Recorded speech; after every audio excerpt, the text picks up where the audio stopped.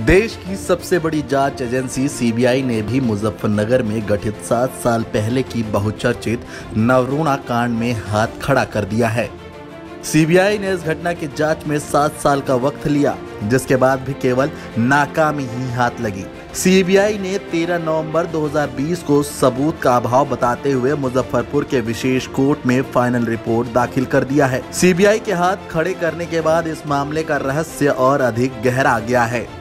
आपको बता दें, इन 7 सालों के दौरान सीबीआई ने कई वैज्ञानिक जांच किए, बावजूद इसके सीबीआई किसी भी नतीजे पर नहीं पहुंच पाई है।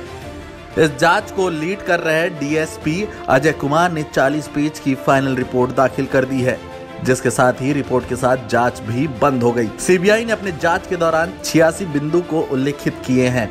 वहीं सीबीआई ने 66 लोगों की गवाही भी दर्ज की है। इतना ही नहीं, सीबीआई ने सभी पैतरा आजमाने के बाद इस कांड की जानकारी देने पर 10 लाख रुपए की इनाम का ऐलान भी किया था, जिसके बाद भी सबूत इकट्ठा नहीं कर सके। सीबीआई ने नगर थाने के तत्कालीन थानेदार जितेंद्र प्रसाद, वार्ड पार्षद राकेश कुमार सिन्हा और पप्पू मोतिहारी निवासी विमल अग्रवाल समेत आधा दर्जन संदिग्ध की brain mapping, live detecting, narcotics वो बयान आदि भी लिए थे। तो कैसे न्याय मिलेगा? सीबीआई इस मामले में फेल्योर है। अब न्यायालय ही ऐसा जगह है जहां उस पीड़िता को न्याय मिलेगा।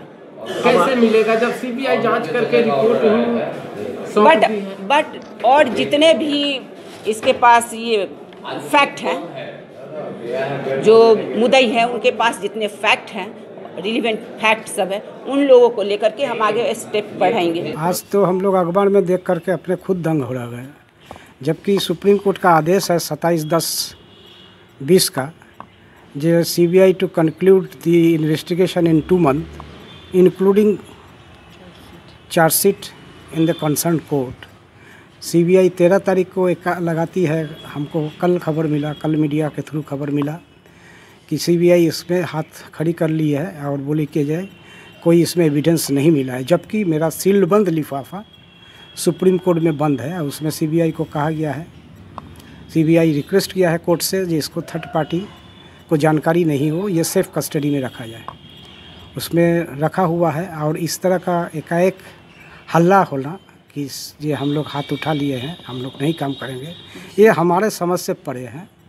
काहे कि शुरू दिन से तब पिटीशन आप क्यों देते हैं कि ये ब्यूरोक्रेटिक माफिया नेक्सस, 4 पुलिस वाले का नार्को ब्रेन मैपिंग क्यों होती है, जिसमें एक पुलिस वाले कहते हैं कि ये the malpractices of our senior officer since Navruna's case. तब क्यों ये सब बोला जाता है, क्यों नार्को और ब्रेन मैपिंग किया जाता है जब आपका कुछ आता ही नहीं है। जिसके बाद भी कोई साक्ष्य हासिल नहीं हो सका। इसके अलावा डीएनए और बोन टेस्ट भी बेनतीजा रहा। इस दौरान सीबीआई की ओर से गिरफ्तार किए गए आधा दर्जन संदिग्धों पर भी आरोप पोस्ट नहीं हो सके। नवरूणा कांड में सीबीआई की रिपोर्ट पेश करने के बाद 4 दिसंबर को विशेष कोर्ट में सुनवाई होगी। माना जा रहा है कि इस दिन सीबीआई की रिपोर्ट पर सुनवाई हो सकती है। वहीं मुजफ्फरपुर सीबीआई के नई दिल्ली स्थित मुख्यालय के प्रवक्ता आर.के. गौर ने सोमवार को बताया कि नवरूणा कांड में जांच के पश्चात सीबीआई ने मुजफ्फरपुर के कोर्ट में फाइनल रिपोर्ट दाखिल कर दी है। हम कोई चीज़ नहीं छुपाया, हम तो पिन टू पॉइंट सीबीआई को बोले हैं। मेरा पहला दिन से जो फ़ोन मेरी बेटी के बेहोश करके ले जाया गया था, वो जो 5 बजे से 4:45 साढ़े 4 बजे फ़ोन आई थी, उसको भी हम सीबीआई को दिए हैं। और लास्ट तक जब नीतीश कुमार 18/9/13 को जब सीबीआई जांच के लिए अनुमोदन दिए थे, उस समय 22/9/13 को भी जहां से फ़ोन आया था मेरी बेटी का, वो भी मैं दिया हूं सीबीआई को। उसके बाद 16 से फिर दूसरे जगह से आने लगा बेटी का फ़ोन, वो भी मैं सीबीआई को दिया। 19 तक आया है। सीबीआई के पूरे जांच को लेकर क्या आपका? सीबीआई किसी के दबाव पर काम कर रही है और हम देखिए, हम पार्टी पॉलिटिक्स नहीं करते, मैं पार्टी पॉलिटिक्स में जाना चाहता भी नहीं हूँ।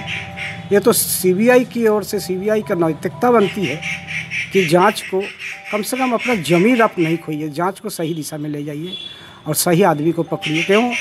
ये जो पहला आईओ हमारे थे आर.पी. पांडे, वो बोल के गए थे कि ये पॉलोग्राफी जो आपका केस में हुआ है, ये सीबीआई का हिस्ट्री में 10-20 साल का हिस्ट्री में इतना अच्छा पॉलोग्राफी नहीं हुआ है। उसी में हम लोग को सब कुछ पता हो गया है। बाद में जो ये सब लिंगर कर रहा है, ये slow poisoning to our family, ये तो हम बोल सकते हैं। हमको तो पूरा विश्वास रखा है कि हम अपने मन के ऊपर पूरा ये रखते हैं, विश्वास रखते हैं जो हमको न्याय तो कहीं ना कहीं मिलेगा। कहीं कि ये जो खेल खेल रहा है कुछ दबाव पर खेल रहा है, इसीलिए हम लोग परेशानी में पड़े हुए हैं। तो इस तरह का जांच एजेंसी यदि इस तरह का काम करेगा तो समाज में तो कोई किसी का ही न्याय नहीं मिलेगा। इतना बड़ा जांच एजेंसी यदि अन्याय करेगा, इतना सबूत हम लोग देने के बाद भी, पहले तो ये आप समाज में ऐसे परिस्थिति पैदा होगा जो हर घर उजड़ जाएगा, जांच एजेंसी के ऊपर भरोसा उठ जाएगा। रिपोर्ट पर कोर्ट में सुनवाई होनी है। कोर्ट के आदेश की भी हम प्रतीक्षा कर रहे हैं। कोर्ट के आदेश के अनुसार आगे की कार्रवाई की जा सकती है। नवरूणा केस पर सुप्रीम कोर्ट के आदेश पर 14 फरवरी 2014 को सीबीआई ने कांड में एफआईआर दर्ज कर जांच शुरू की थी। सुप्रीम कोर्ट ने कई बार जांच के लिए मोहलत दी। जिला पुलिस के बाद मामले की जांच का जिम्मा सीबीआई को सौंपा गया था। तीनों जांच एजेंसी कांड के खुलासे में फेल रही हैं।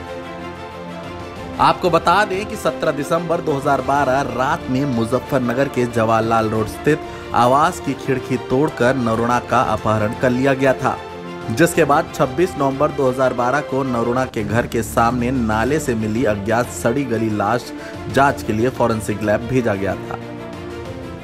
16 जनवरी 2013 बिहार सरकार ने नवरूणा कांड की जांच सीआईडी को सौंपी। इस कांड पर सरकार को संतुष्टि नहीं हुई, जिसके बाद 14 फरवरी 2014 को राज्य सरकार की अनुशंसा पर सीबीआई ने प्राथमिकी दर्ज कर दी थी। मुजफ्फरपुर से संतोष तिवारी की रिपोर्ट।